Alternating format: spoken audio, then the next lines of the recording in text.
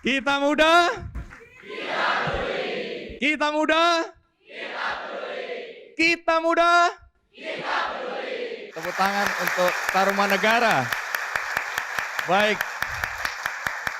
teman-teman, ini hari istimewa. Saya bisa berada di Universitas Tarumanegara dalam usianya yang cukup panjang, dalam perjalanan panjang selama 65 tahun sejak Yayasan Tarumanegara dibentuk. Jadi ini satu yang istimewa, hari yang luar biasa. Dan hari ini tamu kita juga luar biasa. Kenapa luar biasa? Ada speech atau pidato dari Pak Luhut Binsar Panjaitan 1 tahun yang lalu. Ingat, 1 tahun yang lalu di acara Idea Fest di Jakarta. Tapi apa yang disampaikan sampai hari ini masih membuat saya terkesan. Saya orangnya tidak gampang terkesan, teman-teman. Tapi apa yang disampaikan Pak Luhut hari itu sampai hari ini membuat otak saya selalu bekerja. Alangkah baiknya kalau apa yang disampaikan pada hari itu juga teman-teman akan dengarkan. Judul speech-nya atau pidatonya itu Mystery of Life. Misteri dalam kehidupan kita masing-masing. Yang diceritakan memang adalah misteri kehidupan Pak Luhut pribadi. Diceritakan dengan cara yang sederhana. Tidak untuk menyombongkan diri, tapi justru ingin meninggalkan pesan. Karena waktu itu usia Pak Luhut sudah 76 tahun. Dan tahun ini adalah tahun ke-77. Kita sambut Luhut Binsar Panjaitan.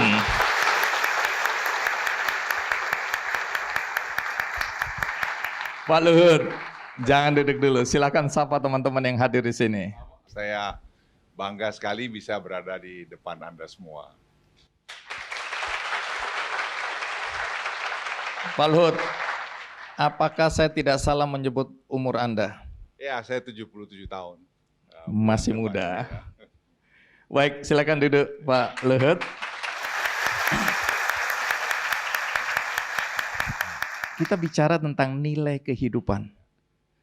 Kemudian tentu Anda dengan perjalanan hidup yang menurut saya tidak semua orang bisa melaluinya. Pernah di militer, sukses. Kemudian Anda di birokrasi, di pemerintahan juga sukses, menjabat beberapa menteri, kemudian Menko, dan sebagai pengusaha Anda juga sukses. Tidak semua orang bisa seperti Anda, tapi tentu ada nilai yang kita bisa dapatkan hari ini untuk diri kita masing-masing. Jadi tentu sesuai dengan apa yang menjadi mimpi dan cita-cita anak-anak yang hadir di sini dan siapapun yang menonton acara ini dimanapun itu juga. Tapi saya akan mulai dengan isu Anda ingin berhenti berada di pemerintahan. Mungkin enough is enough, ya. Nah, bisa cerita apa yang menjadi alasan Anda untuk tidak ingin lagi atau tidak mau lagi atau mundur dari pemerintahan siapapun nanti yang akan mengajak Anda. Apa betul itu? Ya, terima kasih ini untuk Bung Andi. Di Facebook saya selalu buat dari beberapa tahun lalu. Semua yang di bawah langit ini ada waktunya. Jadi ya kita harus tahu waktu kita. Jadi jangan kita memaksakan sesuatu yang ya sudah about time gitu. Itu yang pertama. Yang kedua, saya juga percaya jangan kita pernah merasa tanpa diri kita lantas nggak jalan gitu. Pasti ada yang gantiin. Karena alam ini sudah demikian. Jadi yang penting ya kita sebisanya begitu kita menjabat menyiapkan siapa nanti orang-orang yang bisa untuk meneruskan pekerjaan itu dan harus lebih baik. Nah itulah saya kira satu buat saya pribadi Bung Andi cita-cita. Jadi kalau saya sukses nanti beberapa deputi-deputi saya ini menjadi pejabat-pejabat tinggi di negara ini, itu saya pikir satu sukses story buat saya karena dia akan bisa memberikan kontribusi yang bagus pada keberlanjutan pembangunan ini. Baik, sekarang masuk kepada apa yang saya sudah ceritakan tadi tentang speech Anda ya, atau pidato Anda, atau pesan yang Anda sampaikan yang Anda namakan Mystery of Life. Bisa berbagi, kenapa Mystery of Life ini menurut Anda penting waktu itu untuk disampaikan?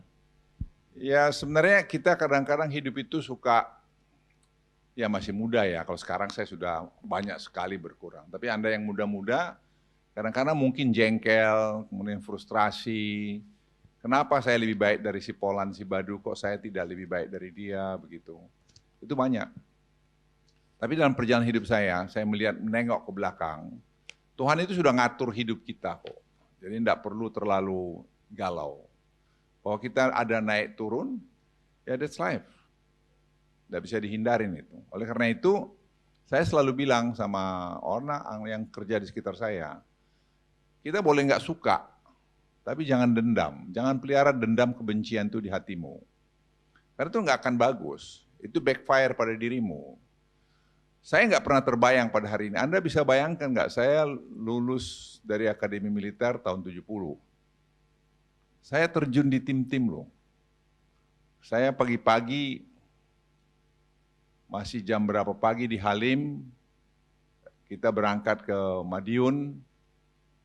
Saya di Madiun, di brief oleh ada satu orang pakai baju kaki, baju warna kaki. Dia bilang, kalian dengar, besok pagi kalian akan terjunkan di tim-tim. Kalian akan berebut Kota Dili, dan saya tahu pasti ada yang gugur di antara kalian gitu. Saya dalam hati saya, ini orang ngarang aja. Saya nggak tahu siapa dia. Yang kemudian saya tahu Benny Murdani namanya, dia Mayor Jenderal. Dia sudah meramalkan di antara kami yang gugur, dan besoknya kami terjun, komandan saya gugur, Mayor Atang Sutresna. Anak buah saya 8 gugur. Yang malam itu saya masih bicara sama mereka. Itu nggak bisa dibohongin, bahwa ya mereka tuh gugur. Ya, saya masih hidup. Dan itu bagian daripada hidup kita, yang kita nggak pernah tahu. Kenapa nggak saya, kenapa dia, gitu.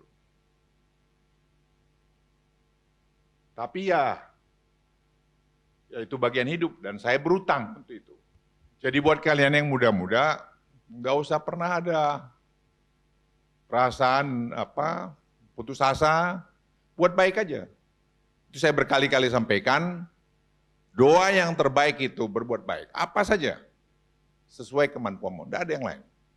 Kamu berdoa di gereja segala macam, dengan segala macam sampai berbusa mulutmu itu, kalau kau keluar dari gereja itu kau tidak berbuat baik, malah kau mencederai orang, untuk apa? What is the value of this? Itu yang membangun kredibilitasmu. Pintar satu hal, ya, pintar itu satu hal. Tapi how do you set up your team, how do you build up your credibility, itu another hal. Jadi saya titip pada kalian, ini pesan saya sebagai orang tua, bangun kredibilitasmu, trust. Kalau kau berteman, ya bangun trust di antara temanmu. Itu pesan saya sama cucu saya, sama anak-anak saya, sama anak buah saya. Jadi buat saya, Mystery of Life itu, saya sekarang hari ini di sini, padahal saya ingat, di tim-tim itu Desember 25, hari Natal itu, tahun 75, kami tembak-tembakan terus sampai tidur berapa malam. Sampai kami masuk merebut Aliu pada akhir, Desember tahun 75. Kok saya bisa di sini gitu loh, saya masih umur 77. Saya melihat teman-teman saya, hampir tiap minggu sekarang, saya terima WA dari grup kami itu, teman saya di rumah sakit begini, saya suka tunjuk sama Firman itu. Dia enggak bisa bikin apa-apa. Dan itu saya urusin mereka. Kenapa? Saya satu telepon saya saja kan bisa membantu dia. Kenapa saya tidak telepon? Ternyata saya coba telepon itu semua rumah sakit yang saya telepon minta tolong, semua senang hati. Saya cari tahu kok kenapa. Gara-gara COVID. Mereka merasa saya bantu rumah sakitnya dulu, begitu saya minta tolong kau lihat dulu, ini ada teman saya nama si ini, bisa nggak kau bantu, kalau nanti perlu bantuan uang saya bantu lagi, tolong kau obatin. Itu semua bantu. Apakah saya rugi dengan satu telepon itu? Tidak. Ada anak buah saya di kantor bilang, Bapak ini terlalu terima semua orang, telepon semua orang, bantu ini. Saya bilang, dengar ya, saya bilang. Dengan satu telepon saya, mungkin bisa menyelesaikan membantu dia dan satu keluarga. Apa repotnya sih gitu? Apa repotnya? Kenapa Anda tidak ringan tangan bantu orang lain? Kenapa hanya ngomong-ngomong bikin bilang baik, kita berdoa ke sorga? Kenapa kita hanya ngurusin sorga aja? Urusan dunia inilah, lihat. Jadi, Bung Andi sebenarnya hidup itu, ya mystery of life saya katakan itu, saya nggak pernah kurang. Ya kenapa saya nggak mati-mati di sana gitu? Anda nggak bisa bayangin mungkin saya perwira yang banyak tembak-tembakan di situ. Pangkat saya Letnan 1. Pesuruh saya, caraka saya, namanya Durman. Namanya Durman. Tiba-tiba saya baru tahu setelah sekian lama saya cari, dia ada tinggal di Pandeglang. Rumahnya tidak ada. Rumahnya very, very simple gitu. Saya bilang kok nggak adil banget gitu loh. Saya suruh anak buah saya cari dia, anuin rumahnya itu supaya dia tinggal layak. Apa yang mau saya sampaikan? Buatlah semampu kamu, apa saja baik itu. Apa saja. Paling tidak kamu tidak ganggu dia, itu udah buat baik. Paling tidak kau tidak mencerai dia, itu buat baik. Saya nggak pernah tahu saya sakit. Kalau saya kuat sekali. Saya nggak tahu. Doa saya cuma satu, Bung Andi. The Father, the Son, and the Holy Spirit, itu aja. Heal me. Karena ya udah diambang begitu. Jadi saya sampaikan pada Anda, apa saja doamu, caramu berdoa, Tuhan itu kan dengar, Tuhan itu tahu, kan maha semua. Ya berdoa aja menurut kemampuanmu. Ya Tuhan kehendakmu jadilah, itu aja. Saya ngalami hampir saya crash helikopter di Lampung, sudah panik semua kita di heli, doa saya hanya satu saja. Tuhan kehendakmu jadilah. That's it. Jadi saya ingin sampaikan pada Anda, jangan pernah kita sombong.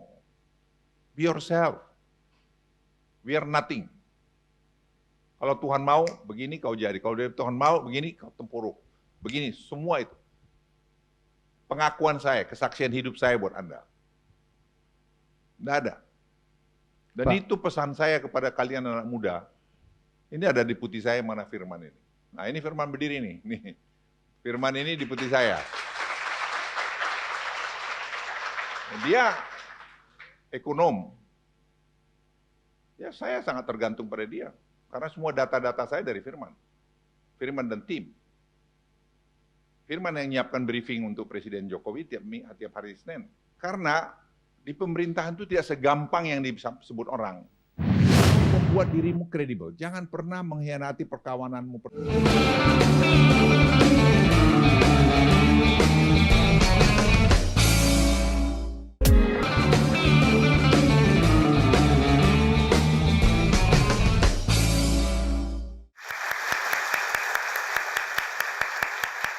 Pak Luhut, jangan sampai kemudian adik-adik kita, teman-teman kita yang ada di sini kemudian mispersepsi tentang kita tidak bisa merencanakan hidup sesuai dengan kehendak kita. Karena ada misteri yang akan terjadi dalam hidup kita di mana kekuasaan yang maha tinggi yang akan menentukan. Tadi Anda bilang apa yang engkau inginkan terjadilah. Kehendakmu terjadilah, bukan kehendak kita sebagai manusia. Tapi apakah itu berarti kemudian kita tidak bisa atau tidak boleh merancang atau merencanakan hidup kita? Ya enggak lah, kita rencanakan hidup kita lah. Dan kita berdoa, dan harus realistis, jangan kita jadi frustrasi. Saya bermimpi dari kecil, waktu RPKD mendarat di Pekanbaru tahun 58, saya masih kecil. RPKAD itu Ya, Kopassus ya? Kopassus. Saya bilang saya harus jadi Kopassus. Harus jadi RPKD, dan saya harus punya pasukan elit. Itu yang saya buat Detasmen 81 dengan Pak Prabowo. Itu that's my dreams. Saya kerjain, dan saya berdoa, tapi saya share pada Anda, apapun mimpimu itu, jangan lepas kau dari doamu. Jangan lepas kamu dari doamu. Be professional. Kamu jangan pernah rendah diri, tidak pernah. Jangan. Gak ada, mereka tuh gak lebih hebat dari kalian. Percaya sama saya. Kalian tuh hebat-hebat. Kadang-kadang kita suka lihat asing itu apa. Saya nggak pernah. Nggak pernah sekolah mereka juga nggak lebih baik dari kami kok. Biasa-biasa aja. Tapi kita kadang-kadang tidak punya karakter yang kuat. Terus lemah. Kita nggak tahu kok Tuhan itu mau apa buat kita. Tapi yang pasti dia memberikan terbaik buat kita. Apa itu? Kita nggak tahu. Kau kerjain aja dengan baik. Ayah saya kan hanya supir. Ayah saya itu supir bus loh. Ayah saya supir bus si Bual-Buali itu kalau di kampung itu. Kalau ibu? Ibu saya itu SR pun tidak tamat. SR itu SD teman-teman. Ya. Itu pun nggak tamat. Nggak tamat ibu saya. Jadi artinya apapun latar belakangmu, kamu bisa jadi somebody. Apa saja. Gak usah pernah ragu itu. Ya kau berdoa aja, berbuat baik, udah. Jangan pernah ragu itu. Nah Pak Luhut, Anda beberapa kali bilang kalau apa yang kita impikan itu tidak terwujud dalam diri kita, dalam kehidupan kita, jangan frustrasi. Apa makna dari kalimat Anda ini? Ya kalau kita frustrasi kan energi kita jadi energi negatif. Ya, buat apa? Ya, kalau sekarang saya memang lebih nggak ada yang saya frustrasikan basically today karena semua apa yang saya lihat tuh jalan. Ya ada penlambat sedikit-sedikit, pengalaman saya mengatakan just move. Tapi yang lalu masih muda, kenapa enggak begini? Kenapa enggak begini? Kenapa enggak? Semua itu ada waktunya. Kalau belum waktunya sudah. Yang penting kau kerjakan dengan baik, kau rencanakan dengan baik, kau niatkan dengan baik. Itu aja. Enggak ada yang enggak akan jalan. Apa itu? We don't know. That's a mystery of life. Nobody can predict. Gak ada yang bisa. Jadi kata orang bijak teman-teman, kalau kereta itu tidak berhenti di stasiunmu, artinya itu bukan keretamu. Ya. Tunggu kereta berikutnya. Baik, kita berikan aplaus untuk Pak Luhut Binsar Panjaitan.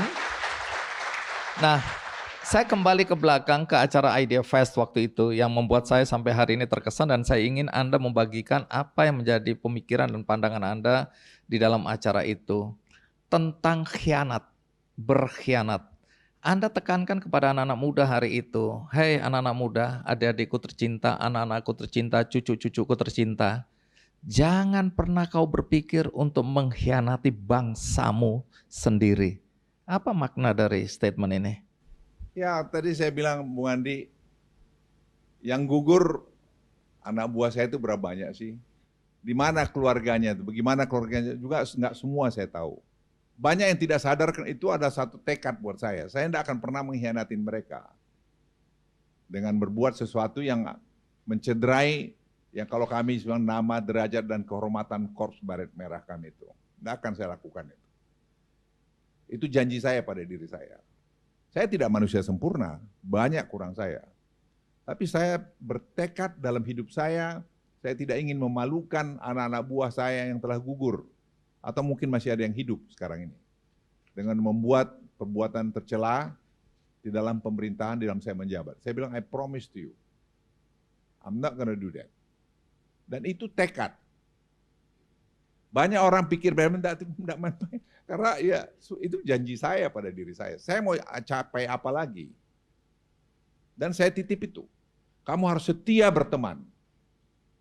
Ya, boleh kau beda pendapat, bukan tidak boleh beda pendapat, tapi kau jangan pernah hianati janjimu. Kalau kau sudah janji, and you deliver what you promise. Itu yang menurut mereka saya kredibel. Karena saya apa yang saya sudah janji dengan pemerintah saya bernegosiasi, saya pasti deliver. Dan saya akan urus sampai titik sampai selesai. Dan mereka tahu itu. Sehingga waktu saya sakit, itu mereka berebut bantu menawarkan pengobatan ke saya. Sampai hari ini. Jadi saya ingin titip pada kalian, kau membuat dirimu kredibel. Jangan pernah mengkhianati perkawananmu, persahabatanmu, hanya karena jabatanmu. Hanya karena sesuatu. Ini kesaksian saya sama kalian. Apa yang Anda maksud dengan berkhianat? Ukuran khianat itu apa? Ini kan seperti Sabta Marga kan, jadi sumpah setia kita ya, kan ada ya. Jadi ya, saya misalnya pernah satu peristiwa, saya yang ngangkat saya adalah Gus Dur untuk jadi memperindak, yang saya tolak 3 kali. Tapi akhirnya saya jadi memperindak. Dan kemudian beliau menaikkan pangkat saya. Kemudian satu ketika beliau diturunkan. Terus ada yang minta saya supaya saya menteri yang pertama besoknya turun. Resign gitu. Saya bilang sama senior saya ini, kenapa? Kenapa bang gitu? Yang angkat saya ini Gus Dur, yang menaikkan pangkat saya Gus Dur. Salah apa Gus Dur? Tidak melanggar konstitusi, tidak juga ada korupsi, tidak ada pelanggaran apa-apa, jadi kenapa diturunkan gitu. Lah kenapa saya harus turun? Saya bilang saya tidak akan mundur. Ya biar aja karam sama-sama. Karena saya bilang saya nggak ingin orang mengatakan bahwa kakekmu itu, bapakmu itu mengkhianati atasannya. Saya bilang tidak akan bisa. Dia bilang, Hud, kamu nanti kalau enggak ini, saya bilang bang, kalau karena itu saya nggak dipakai ya sudah, tidak apa-apa. Jadi Anda disuruh mundur untuk menyelamatkan diri, Ya, tapi bilang, Anda menolak. Saya bilang untuk apa gitu. Tapi keputusan saya itu, saya pikir sampai hari ini tidak pernah saya sesalin. Walaupun saya tidak jadi menteri lagi. Tapi justru itu menurut saya lihat flashback. Saya jadi pedagang, bukan karena saya sudah berhenti menteri, saya pedagang, dan saya sukses banget. Saya pikir jalan Tuhan, kan lagi mystery of life. Kalau tidak, bagaimana saya military professional? Saya ini instruktur loh. Instruktur terjun Di bebas, militer. instruktur anti teror, segala macam saya kualifikasi instruktur. Saya dilatih di British SAS, saya dilatih di Special Forces Amerika. Hampir tidak ada yang seperti saya. Maaf ini saya bukan cerita mau sombong nggak. Don't get me wrong. Hanya saya ingin latar belakang cerita. Jadi apa yang saya nggak punya gitu.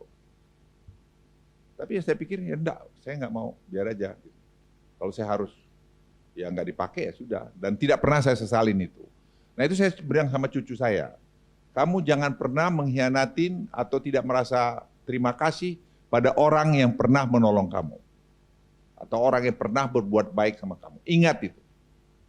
That's my message to my children and my grandchildren. Jangan pernah kamu take it for granted orang buat baik pada kamu dalam hidupmu.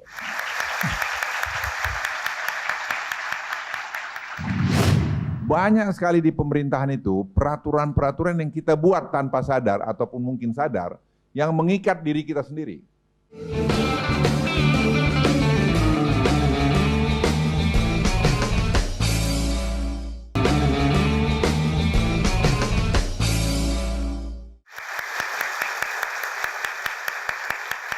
Sebagian orang menganggap pengkhianatan itu ketika seseorang ditunjuk pada jabatan tertentu. Ini kita bicara di pemerintahan, karena disitulah sebenarnya sumber power itu. Dan kemudian dia korupsi. Apakah ini bisa diartikan bahwa dia berkhianat pada negara? Ya menurut saya ya bukan hanya sekedar pengkhianatan sebenarnya. Kalau sampai pejabat negara seperti itu mestinya harus tindak tegas. Jadi saya dulu waktu Menko Polhukam, saya tidak setuju sebenarnya dihukum berapa tahun di penjara. Di hukuman sosial itu lebih bagus. Kalau dia korupsi, dia tidak boleh punya paspor 20 tahun, dia tidak boleh punya mobil pribadi dan seterusnya. Dan kalau dimiskinkan Anda setuju waktu itu? Saya setuju. Sekarang saya waktu saya Menko Polhukam di TPPU dimasukkan dalam tindak pidana pencucian uang. Tapi menurut Anda kenapa sulit sekali undang-undang untuk pemiskinan koruptor ini disahkan jadi undang-undang ini? Ya terlalu banyak kepentingan menurut saya ya, dalam itu, dan kita harus berani. Menurut saya harus berani. Anda sendiri, Pak Luhut, Anda kan punya begitu banyak jabatan dan kekuasaan, kadang di waktu tertentu menjadi satu di situ. Bagaimana Anda kemudian menjaga agar tidak terjadi konflik of interest? Apalagi ya kalau kita bicara nih, kenyataan ya teman-teman juga tahu bahwa banyak juga pejabat yang pengusaha memanfaatkan jabatannya untuk menggolkan urusan-urusan perusahaannya. Di sini kan pasti ada konflik of interest. Nah, Anda sendiri bagaimana menjaga di tengah jabatan Anda yang kadang menumpuk jadi satu? Ya, saya kan malu sama Firman nih, sama Singgi, sama Seto. Pastilah mereka tahu kalau saya main-main. Ya, rasa malu itu kuat. Satu. Yang kedua, saya beruntung istri saya juga orang yang sederhana. Yang ketiga, saya memang sudah cukup hidupnya dan saya merasa apalagi sih gitu. Ya, jadi kita harus bisa setup kita punya dahaga kekuasaan, dahaga kekayaan. Kalau kita bisa memanage tadi appetite kita tadi, saya pikir mesti tidak ada masalah. Dan itu saya terus terang kan powerful banget. Apa aja yang saya nggak bisa buat.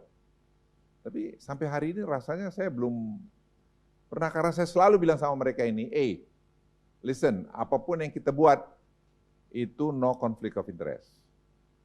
Jadi kita bikin proses pengambilan keputusan, tanya legalnya ada, ini benar-benar, setuju, bagus, udah jalan. Karena begini, banyak sekali di pemerintahan itu peraturan-peraturan yang kita buat tanpa sadar ataupun mungkin sadar yang mengikat diri kita sendiri. Kemarin saya tadi di mobil saya baru bilang Firman itu. Mau apa peraturan kita dapat loan dari World Bank ya. Itu 50 triliun. Tapi kita bikin peraturan di salah satu kementerian sudah tenornya lebih bagus, grace periodnya ada, bunganya lebih rendah, kita jadi nggak bisa narik loan ini. Lalu saya bilang kenapa? Dia bilang ini begini. Saya bilang loh, kamu harus berpikir solusinya apa. Solusinya apa? Sebab kalau kamu harus minjam di luar, tenornya sudah lebih singkat, grace period tidak ada, interestnya lebih tinggi, kan negara dirugikan. Ini lebih murah. Hal-hal semacam ini banyak tidak berani diputuskan. Ini banyak sekali. Rapat kemarin saya putusin aja. Saya tanya legalnya bisa, ya sudah putus. Jalan. Kita dapat dari World Bank. Itu kita gunakan tadi untuk lokal konten, untuk pembangunan macam-macam tadi. Jadi semacam ini keberanian itu harus datang dari kita sendiri. Dan dari kita juga harus lihat, kamu punya kepentingan pribadi nggak di situ? Kalau nggak ada ya tancap aja. Kenapa mesti ragu? Jangan pernah ragu-ragu. Kalau kau sudah yakin bahwa itu benar dan untuk kepentingan Republik, dan kau tidak ada tadi kepentingan pribadi di sana, kau tanya legalnya benar, ya sudah. Itulah decision making proses tadi. Decision making proses itu memang menjadi susah kalau kita punya kepentingan pribadi. Tapi kalau kita punya data, saya tanya si Firman sama Seto sama si, ini kalau ini gimana nih datanya? Ini begini, ini Pak. Jadi mungkin nggak ini? Mungkin. Apa cara bertindak kita? Ini cara bertindak pertama. Cara bertindak kedua apa? Ini. Apa untung ruginya? Ini. Saya wargaming kan. Saya tanya legal, ini bisa nggak dari aspek legal? Karena yang diaudit itu adalah aturan yang kita buat, kita comply tidak pada aturan itu. Jadi tidak ada yang perlu ditakutkan sebenarnya kalau kita kerja benar.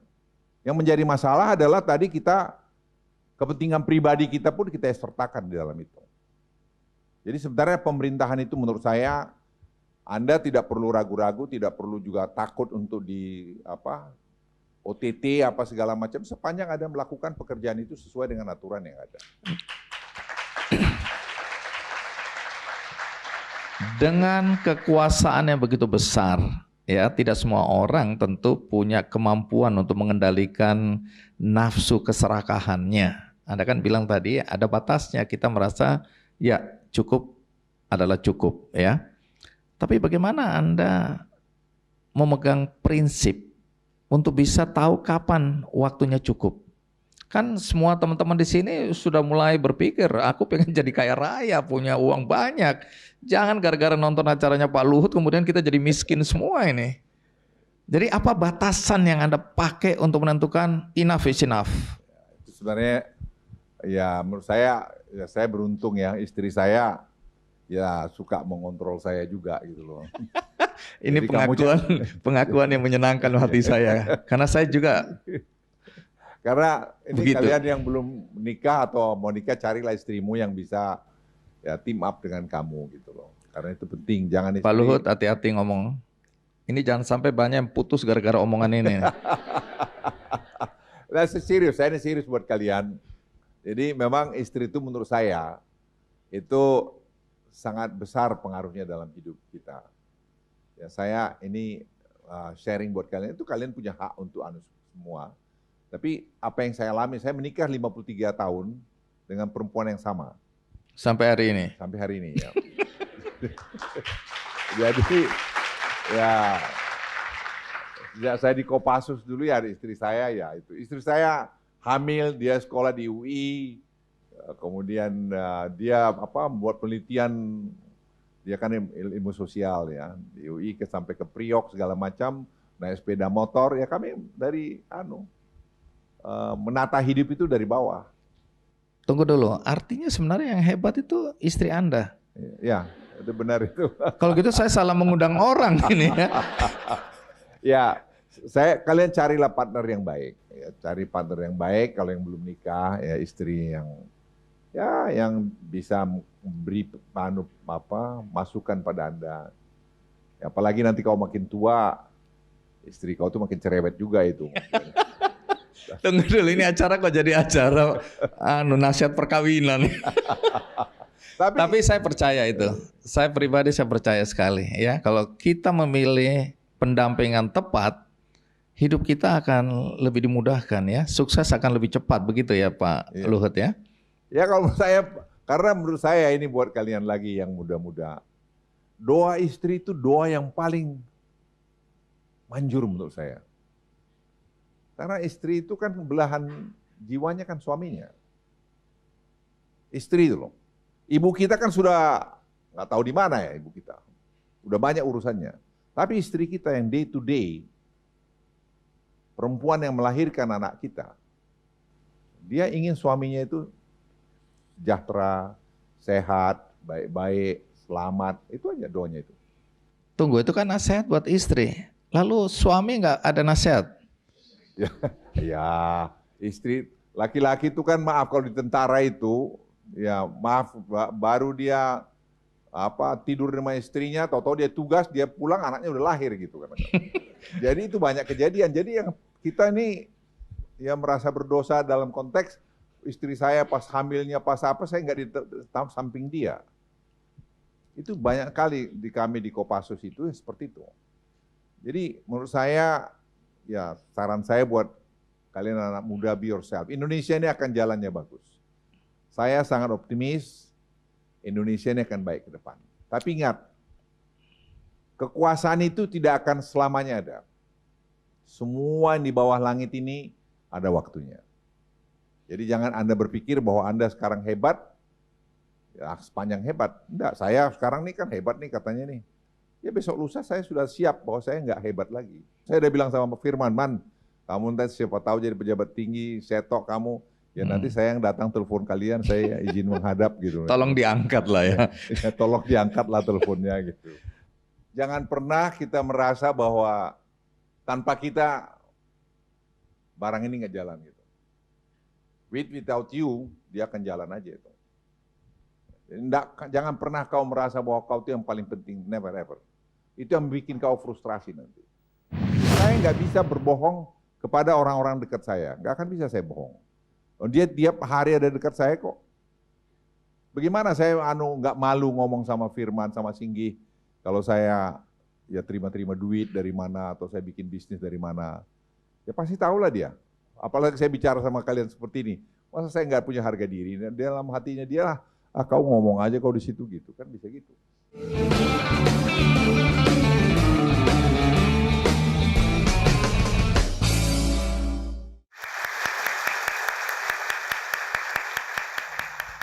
Nah, ada kalimat atau pernyataan Anda yang sampai hari ini mengganggu pikiran saya ya. Saya setuju dengan Anda, tapi saya tidak yakin apakah adik-adik kita yang ada di sini atau semua yang nonton acara ini memahami itu, tentang kepandaian, ilmu pengetahuan versus etika dan moral. Anda berkali-kali bilang, percuma kita pandai sambil menunjuk otak, saya nggak tahu otak ada di mana. Kemudian kita menafikan hati kita, nurani kita. Nggak ada artinya kepandaian, ilmu pengetahuan tanpa adanya hati. Apa maksud Anda? Coba bisa ceritakan ke teman-teman ini. Ya, saya selalu bilang nih sama generasinya Firman ini, saya bilang, kita ini harus bekerja dengan hati gitu. Kalau otak itu, pintar itu banyak. Tadi saya sudah sebutkan di awal. Itu pintar banyak. Tapi apakah kau bekerja dengan hatimu, dengan kesungguhanmu, dengan betul-betul kau ingin mengabdikan sesuatu untuk berbuat baik, itu kadang-kadang yang ragu. Kau terus pengen berbuat, ya untuk sesuatu yang kau harapkan untuk kau dapatkan dari situ. Jangan gitu, ya just do it dengan baik, karena itu tugas kamu, kau ditugaskan untuk itu. Jadi orang kadang-kadang hanya bicara 2 kali 2, 4. Orang lupa 4 itu bisa juga 5 kurang 1. Jadi banyak variabel-variabel lain yang bisa terjadi di sana. Jadi saya titip pada Anda juga, ya jangan pernah merasa bahwa tanpa kamu lantas gedung ini nggak akan berdiri lagi. Kita nggak ada semua ini, jalan juga nih Tarumanegara ini. Ya, jalan aja. Jadi yang penting apa dalam era kita kerjakan dengan benar dan dengan baik, dan kita berikan contoh. Karena saya nggak bisa berbohong kepada orang-orang dekat saya, nggak akan bisa saya bohong. Dia tiap hari ada dekat saya kok. Bagaimana saya nggak malu ngomong sama Firman, sama Singgi, kalau saya ya terima-terima duit dari mana, atau saya bikin bisnis dari mana. Ya pasti tahulah dia. Apalagi saya bicara sama kalian seperti ini. Masa saya nggak punya harga diri? Dan dalam hatinya dia lah, kau ngomong aja kau di situ gitu. Kan bisa gitu. Saya nggak mau begitu. Saya punya kebanggaan juga. Pak Luhut, saya nggak tahu apakah Anda mengikuti atau tidak. Ya, ini berkaitan dengan nilai. Di media sosial ini, kita lihat bagaimana anak-anak muda flexing, ya, pamer kekayaan, menunjukkan bahwa harta itu adalah hal yang utama. Sehingga banyak teman-teman di kampus, di luar sana, anak-anak muda yang merasa bahwa ukuran sukses itu materi. Berapa banyak mobil mewah yang kita punya, berapa harga rumah kita, kemudian tentu status dan bagaimana kita membelanjakan uang kita secara luar biasa dengan naik pesawat yang mewah, kemudian bahkan punya pesawat juga dan hotel-hotel mewah. Jadi ukuran nilai itu akhirnya materi. Apa Anda mengikuti tren yang ada terjadi sehingga kita kehilangan pegangan? Mana yang harus kita dahulukan? Harta atau kemudian kebahagiaan? Apakah kebahagiaan identik dengan harta? Saya nggak tahu pandangan Anda soal ini.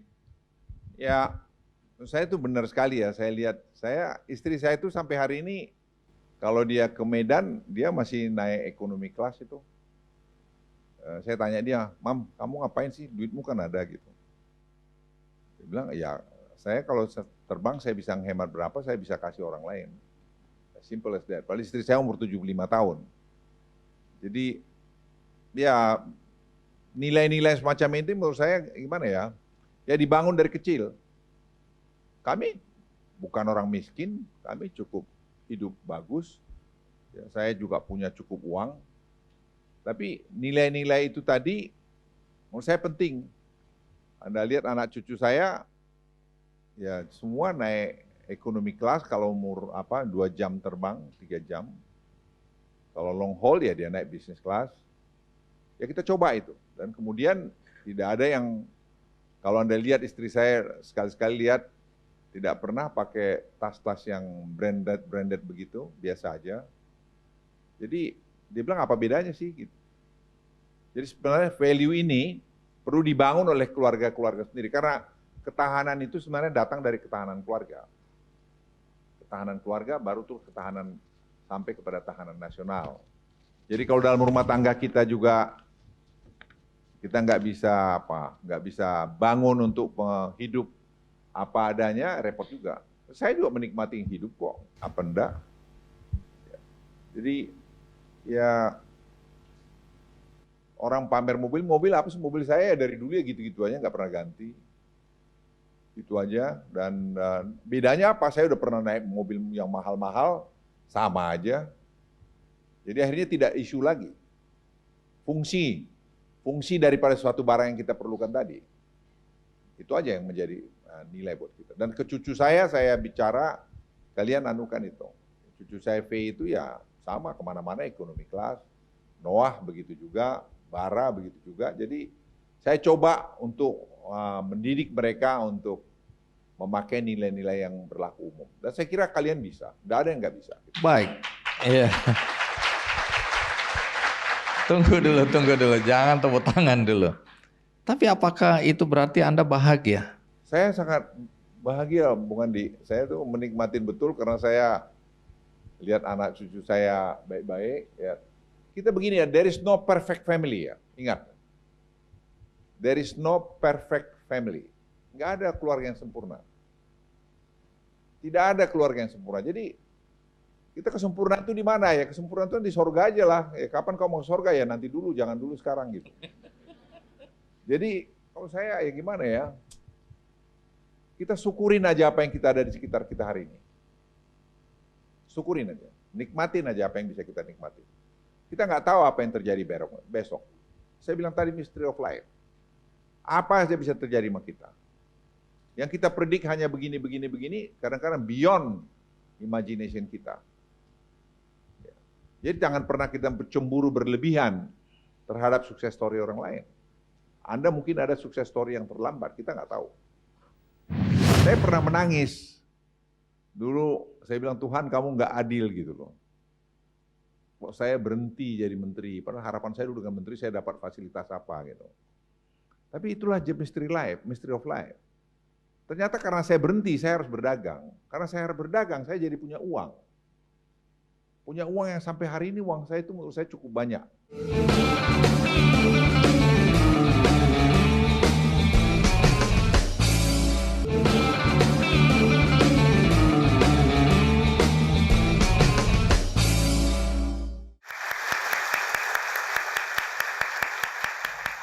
Baik, tadi kita bicara etika dan moral di dunia pendidikan. Anda kan mendirikan sekolah dan perguruan tinggi di tepi Danau Toba di kampung Anda itu ya. Boleh tahu nggak, urusan etika dan moral apakah menjadi bagian yang penting dalam pendidikan di tempat Anda itu? Ya. Jadi saya dirikan ini dulu foundation itu 22 tahun lalu. Tujuannya? Tujuan saya itu sebenarnya gini. Kan di kampung saya itu di Danau Toba itu banyak sekali kemiskinan. Peta kemiskinan sana kan tinggi sekali. Dan orang yang pintar banyak. Tapi nggak mampu pergi ke sekolah yang bagus. Kalau dia mampu pasti bagus-bagus ke ITB, kemana gitu. Tapi banyak yang tidak gitu. Jadi saya dengan sepakat dengan istri saya, kita bikin aja coba mah gitu. Kita bikinlah sekolah itu. Institut Teknologi Dell. Gitu. Dell itu dari bahasa Hebrew sebenarnya, Ibrani sebenarnya itu satu langkah ke depan gitu. Oh itu bukan inisial Anda dan istri ya? Ya kemudian diplesetkan Del itu jadi Devi Luhut ya. Jadi orang tanya kenapa kau bikin di situ? Karena kan orang datang 22 tahun yang lalu, Bung Andi, pesawat terbang aja belum ada ke situ. Itu mesti naik mobil 5 jam dari Medan. Tapi saya pikir-pikir, kalau di Jawa dibuat atau di Medan buat, ya what's the point? Kalau di situ memang orang miskin dan ya langsung kepada masalah gitu. Tapi kan jadi cost kan. Dan memang mimpi saya bukan untuk jadi profit center. Memang perpuluhan saya dalam hidup dengan istri saya. Dan kita buat, dan kami buat SMA Unggul. Sekarang SMA Unggul itu, Bung Andi, itu ya salah satu terbaik di Indonesia. Lulusannya sekarang ada di Princeton, PhD program, ada di Northwestern, ada di Chicago, ada di Emory. Ini anak-anak di tepi Danau Toba yang Anda sebutkan ini, dan bisa itu, sampai ke situ? Yes. Dan itu straightforward, summa cum laude. Dan itu sekarang menjadi bagian dari ini Firman yang yang lagi ngerjain ini, Firman lagi Firman. Karena kami mau buat sekarang dengan Pak Prabowo itu SMA Unggul 17 ya, 20 seluruh Indonesia. Ini jadi prototipenya. Ya, ini jadi prototipe. Percontohan ya. Prototipe. Ini boarding high school. Jadi matematik terbaik se Indonesia sekarang ada di kampung ini. Wah, boleh juga. Tunggu, ini mulai sombong ini. Ya, sombong anak kampung ini udah mulai sombong saya lihat. Jadi matematik terbaik ada di sana. Jadi saya dengan Prof. Yohanes, dengan Prof. Ben, kita mainkan gasing itu, matematik untuk gasing itu. Dan itu kita eksperimen, dan itu jalan. Sekarang saya buat dengan Tsinghua, dengan Beijing Genomic Institute, itu kerjasama umbrellanya High Level Dialogue Indonesia-China, itu research center untuk genomik. Yang research center anak-anak kampung ini. Anak-anak kampung ini. Dan sekarang mereka ada di Shenzhen, itu ada saya kirim 10 orang, itu ada berapa orang langsung ngambil S2, mau ngambil S3, dan mereka tuh membuat ada satu area saya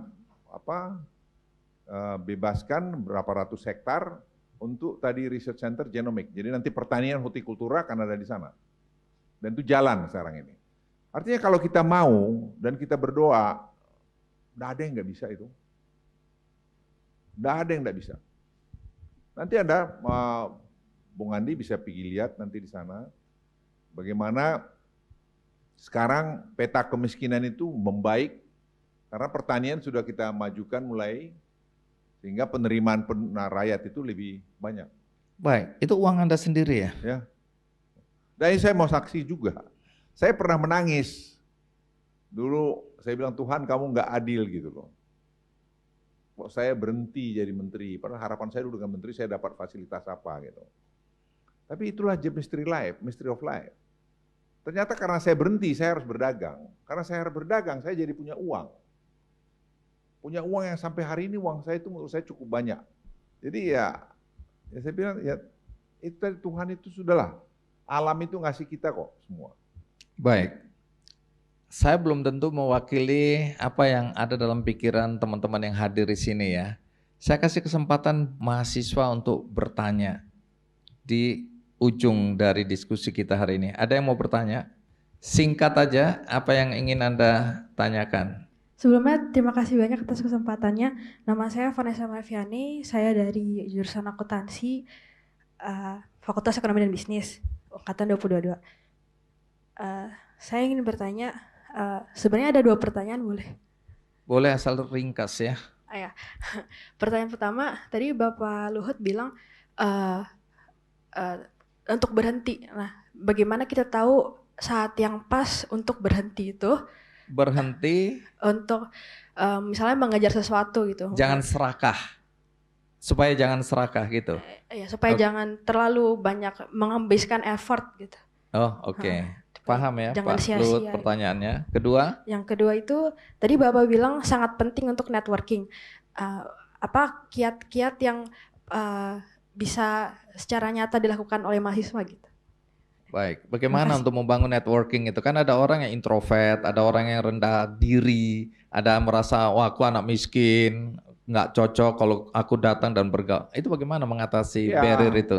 Sebenarnya itu ya menurut saya talenta juga satu, tapi yang kedua kamu sendiri harus proaktif. Ya. Tapi saya bilang tadi knowledge itu, kamu kalau orang lihat dilihat bodoh aja nggak mau orang kawan sama kamu. Lihat kamu ada sesuatu yang dilihat di tempat kamu. Kamu akuntan misalnya, accounting kau punya accounting itu sangat dibutuhkan di kita. Karena semua pekerjaan saya tidak ada yang tidak saya suruh audit supaya saya tahu masalahnya dari mana. Nah, itu akuntan yang bermain banyak. Jadi kamu ini sangat penting. Nah, bangunlah kredibilitas bahwa kau ada seorang akuntan yang bagus, accounting yang baik, yang bisa saya percaya untuk tadi menghitung ini. Itu kok bisa menjadi satu hal yang penting. Kemudian batas, kapan harus berhenti? Ya, kapan tadi mau berhenti? Itu kau sendiri yang bisa ngukur, kapan kira-kira. Jangan kau merasa seperti saya bilang tadi, tanpa kau lantas dunia ini berhenti, atau organisasi itu berhenti, atau perkumpulan berhenti, enggak. Tanpa kamu atau dengan kamu itu tetap akan jalan. Jadi, ya kamu harus lihat, ya about time for me, untuk cari yang lain atau saya berhenti dari sini. Baik.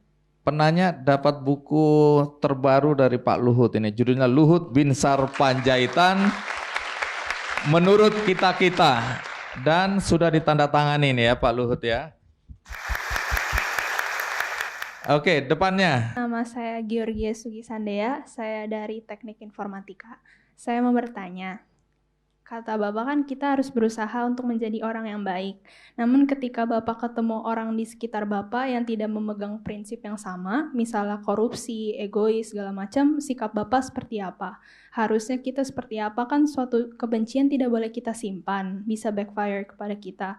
Tapi mungkin mereka bisa jadi batu sandungan dalam suatu tim atau hidup. Bagaimana Pak? Terima kasih. Terima kasih. Nah, mungkin Firman aja yang jawab, Man, kira-kira. Mas Firman, silakan mewakili. Jadi tadi pertanyaannya bagaimana dengan orang-orang yang akhirnya beda gitu ya dengan kita gitu kan. Tadi kan Pak Luhut sampaikan kita sebisa mungkin jadi orang yang baik, kita punya karakter, kita bekerja sesuai dengan niat kita. Tetapi berdasarkan pengalaman kami bekerja langsung dengan Pak Luhut, jadi kita selalu menghadapi orang-orang seperti itu di dalam pemerintahan. Ada saja orang yang niatnya mungkin berbeda dengan kita gitu kan, goalnya juga mungkin berbeda, caranya juga berbeda. Tetapi selama ini berdasarkan arahan dari Pak Luhut, ya kita tetap teguh saja sesuai dengan yang kita lakukan gitu kan. Selama kita punya dasar, selama kita punya argumen yang kuat, kita didukung oleh data-data gitu kan, niat kita juga tidak ada conflict of interest, secara legal juga jelas gitu kan. Biasanya pun akhirnya kita juga bisa akan tetap leading gitu ya. Jadi teman-teman atau rekan-rekan kita yang tadinya berusaha untuk mencoba menjegal, kemudian punya niatan yang berbeda, tapi ketika kita punya argumen yang kuat gitu kan, akhirnya kita sendiri yang bisa akhirnya berhasil gitu kan. Dan selama ini itu yang kita belajar dan selalu diarahkan oleh Pak Luhut. Demikian. Baik, terima kasih Mas Firman. Jadi udah bisa menggantikan Anda kelihatannya ya di pemerintahan akan datang. Artinya kalau memang Anda jadi mundur itu artinya Anda tidak lagi berada di pemerintahan. Dalam usia 77 tahun, Anda mau ngapain?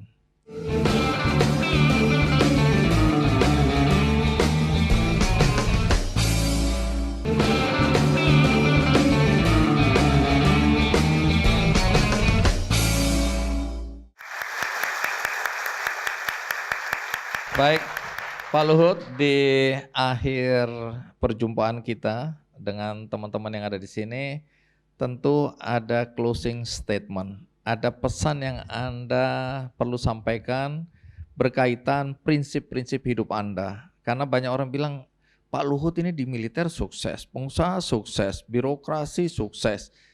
Apa sebenarnya yang jadi prinsip hidupnya sehingga ditempatkan di mana saja Anda bisa berprestasi? Nah, silakan sampaikan pesan itu, boleh sehari semalam, kami siap mendengarkan.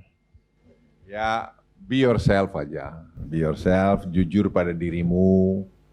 Ya, jujur pada dirimu. Saya berkatakan tadi, tetap asah otakmu supaya ilmumu tetap baru. Tapi kalau ilmumu habis, nggak bagus lagi, orang ngapain datang ke kamu? Sama aja orang ngapain datang ke saya kalau sudah dia bisa dapat lain. Pasti dia datang saya karena udah capek di yang tempat lain. Jadi Anda harus bisa menempatkan dirimu menjadi tauladan, menjadi source of inspiration untuk apa. Itu aja kau bikin dan kau sehat, nice, good, orang lain selalu berbuat baik dalam perjalanan hidupmu. Apapun itu, bukan soal besar kecil, tapi kamu punya hati tetap untuk berbuat baik. Dan kalau kau lakukan itu, saya percaya kamu akan bisa lebih hebat dari saya, lebih baik dari saya. Atau kamu akan menjadi somebody yang akan direspek oleh lingkungan masing-masing. Sekali lagi terima kasih buat Bu Andi dan buat kalian semua.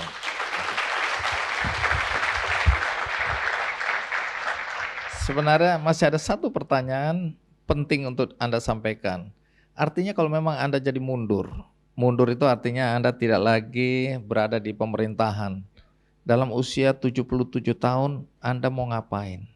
Ya, saya sudah bicara dengan Pak Prabowo, beliau sudah tanya saya sudah bilang, dan itu juga saran istri saya.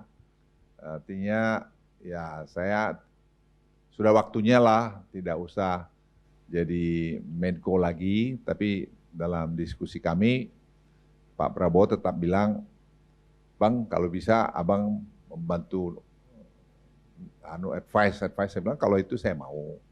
Jadi memberikan pendapat-pendapat, jadi economic advisor saya bersedia. Tapi kalau ya seperti aktif seperti yang lalu, masih banyak yang lebih baik dari saya. Tapi saya pikir saya akan tetap memberikan pikiran-pikiran saya, karena tidak gampang juga. Saya ingin sampaikan sama tidak gampang. Kalau gampang udah beres Republik ini dari dulu. Jadi memang kompleksitas masalah untuk membuat keputusan, mengeksekusi, planning yang bagus-bagus itu tidak sesederhana itu. Dan ya saya akan tetap, saya pikir dengan pengalaman saya yang ada, akan kontribusi dengan cara-cara saya. Nah, Untuk diri Anda pribadi? dan saya terus terang, ya saya akan menekunin research center dan sekolah yang ada di Dell sana. Saya siapin, dan saya pikir itu akan jadi satu institut yang sangat baik karena dia punya fokus pada AI dan fokus pada tadi agriculture. Ya, saya akan banyak berkecimpung di sana. Baik, kita berikan aplaus untuk Pak Luhut Binsar Panjaitan. Terima kasih.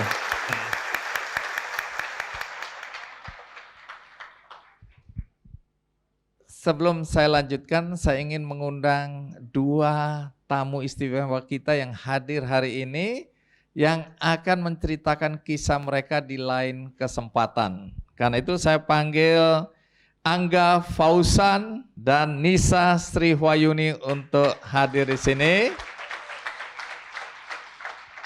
Teman-teman akan nonton juga, ya, nggak usah duduk di sini aja. Nanti kalau duduk lupa berdiri kita ya.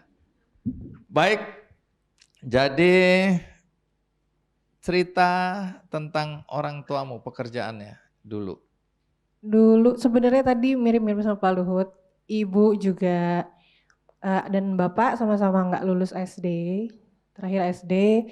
Kalau ayah sebelumnya kerja sebagai driver, mirip ya sama Pak Luhut tadi. Mendy, terus kalau ibu sebenarnya sekarang ibu rumah tangga, tapi sebelumnya kita sama-sama pernah tinggal di rumah orang karena ibu kerja sebagai asisten rumah tangga waktu itu. Jadi cukup panjang perjalanan. Dan penderitaan. Penderitaan. Tapi sekarang kerja di? Sekarang aku jadi International Health Consultant, konsultan internasional untuk kesehatan karena bidangku di epidemiology, public health. Pendidikan formalnya? Master of Science in Epidemiology, terakhir di Imperial College London, graduatednya. Angga di sini. Angga ceritakan apa pekerjaan orang tua dan apa pendidikan mereka. Bapak ibu tidak lulus SD, yang jelas. Bapak dulu jual ayam goreng, ibu dulu pembantu. Kemudian ya kami tinggal di Boyolali, Jawa Tengah. Dari Boyolali. Dari Boyolali, Jawa Tengah.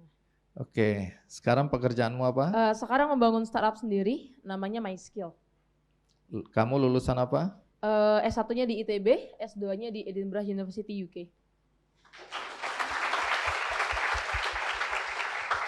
Ini nanti akan ada cerita mengenai mereka ya. Bagaimana anak-anak lahir dari keluarga yang secara ekonomi ya, mau dibilang sederhana itu ya di bawah sederhana lah. Kita nggak usah malu untuk mengatakan bahwa orang tua kita memang miskin.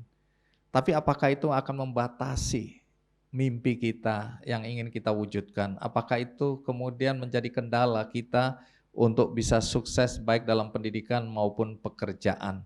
Ini yang menjadi inti dari cerita kita yang akan datang ya. Kita berikan aplaus untuk Nisa dan Angga. Nah, kalau tadi Anda menyaksikan episode ini tidak dari awal, jangan khawatir karena ini akan ditayang ulang di metrotvnews.com dan ada cuplikannya di channel YouTube Kick Andy Show. Dan seperti biasa kalau Anda ingin berbuat baik dan ingin membantu seseorang di dunia pendidikan, Anda bisa memberikan dukungan untuk membantu seorang bocah yatim piatu yang ditinggalkan oleh kedua orang tuanya, namanya Aryadin ya, usianya 12 tahun. Dia sekarang tinggal bersama tetangganya di sebuah ruangan kecil. Sesekali dia harus membantu keluarga tersebut di ladang, di kebun. Tapi dia punya tekad untuk terus bersekolah. Tentunya kita perlu mendukung mimpi Aryadin untuk sukses dalam pendidikan.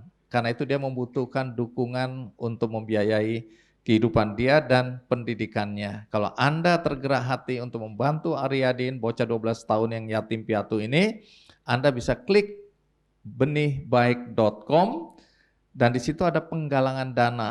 Judulnya Aryadin Yatim Piatu yang tetap ingin sekolah walau tinggal bersama tetangga.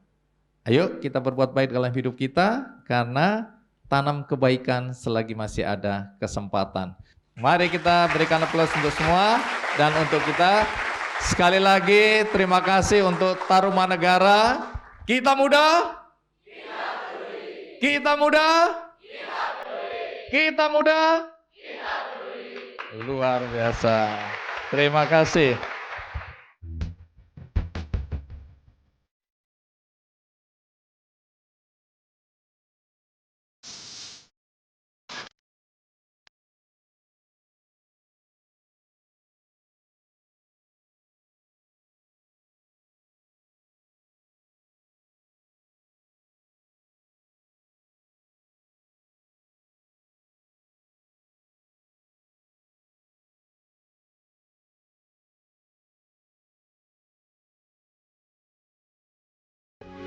Metro TV.